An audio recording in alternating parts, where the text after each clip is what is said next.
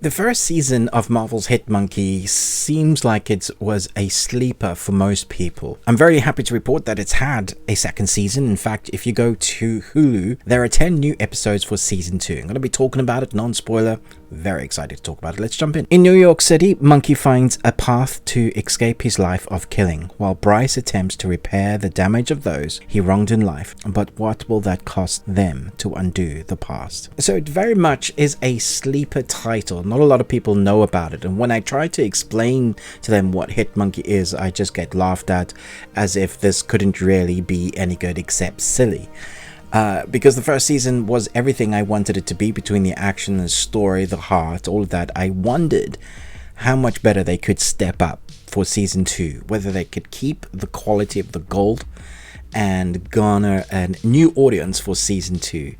And I hope they do, because from the 10 episodes that I've seen of season 2, this is a step up in every single way. From the opening credit titles, which are fantastic, creative, to the end credits score for each bit that you kind of want to keep watching, just to listen to the score that they have for the end credits bit on each episode. And then also how they end the 10th episode. It's a contained story, a complete arc for what they'll have going on in there, but also slightly setting up for season 3 if they get renewed, or when they get renewed, because they got renewed for season 2 with a little audience, and now I feel like people are starting to talk about it a little bit more. I have to say that I think the journey on both the duo partnership is interesting. Even though we've collected new protagonists along the way, it's always been about Hit Monkey and Bryce being the ghost that he is. But if you've seen any of season 1 or if you've seen the season 2 trailer, you'll know that the things that Bryce goes through are very ghost-like, taking reference from the movie.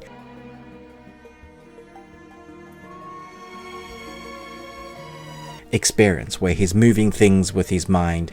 He's trying to learn to harness the powers of being a ghost. But the whole premise of him, the reason why he's on Earth still with Monkey, is a much darker story, or continuing to be dark.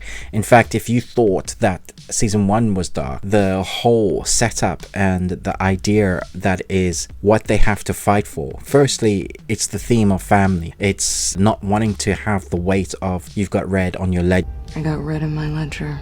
For both of them. It's the broken relationship that Bryce and Hit Monkey do have, or just Monkey, and then Monkey kind of finding a place, a new family almost, because of that last family of his that was wiped out, with other people that have a certain, as you've seen in the trailer, certain powers, but also the same sort of look on life. And because of this, he is drawn into a who do I choose to be my family unit, and who can I trust really, because his relationship with Bryce is so dysfunctional. So it's a very interesting theme. And then the overarching big story theme is world ending, and our heroes or antagonists, or not wanting to be heroes, just trying to save the day or reconnect with loved ones. It's their story. It's that post-apocalyptic story that works so well in amongst the episodic nature of each episode, running in about 22 minutes.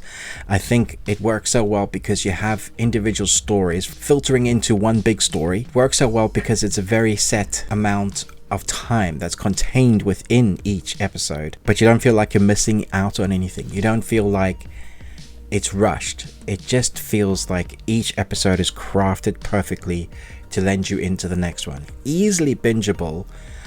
Whether you want to do that or not, I don't know, because you kind of I wanted to savor it a bit more. I'm just sad that it's over and I need to go back and watch it again.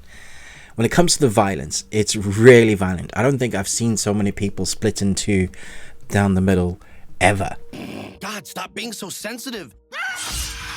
I thought season 1 was gory. This one is very gory. Because we have extra protagonists along the way, it's interesting to see how Bryce works in relationship with Monkey, as Monkey being the guy, or the monkey that can't talk, but it's the only one that can hear Bryce.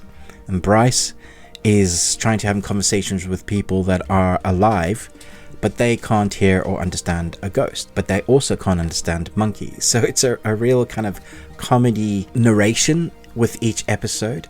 And when other people know that Bryce is around, they will talk to Bryce, even though they can't hear his response or what he's saying or what he's moaning about. We're Bryce and Monkey. You know, a classic duo like Starsky and Hutch, or... Okay, fine. Like Matt Damon and Ben Affleck. That makes for a really interesting narrative with the dialogue, and is often very in your face, funny, over the top, ridiculous. But I was surprised about how much heart this story actually had. It's because of those themes that it goes along. And so when you have the hyper-violence, you have it. It's awesome. It's amazing. The action is great. Our heroes are always the underdogs again. You do wonder, like with each episode, how they're going to get out of this when they are making mistakes that they shouldn't be making. You know that this is going to cost them a lot.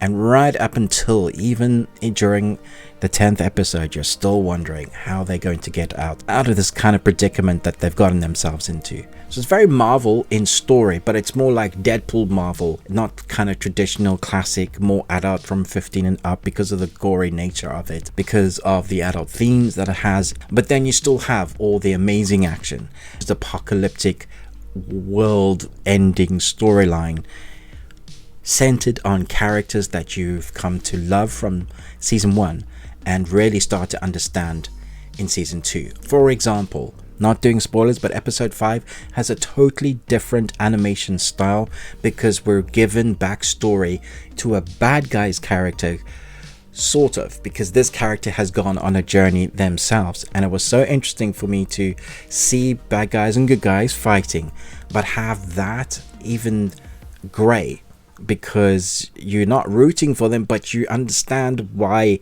they are doing what they're doing. And so when you give background stories to your bad guys, suddenly they become the better bad guys from Marvel. For example, Thanos. We have a whole background story.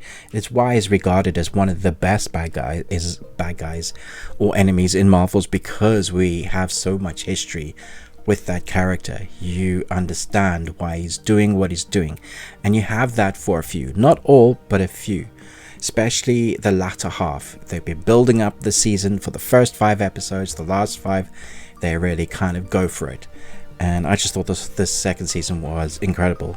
There was no issues with pacing. The editing is perfect. It's funny, heartfelt, and works to better itself from season 1. Can't wait for season 3, but for now, if you haven't started watching season 2, put it on your watch list. Giving this 5 Nicolas Cages out of 5. And you got one. Thanks so much for watching, but most of all, until next time, remember, live long and Tuesday.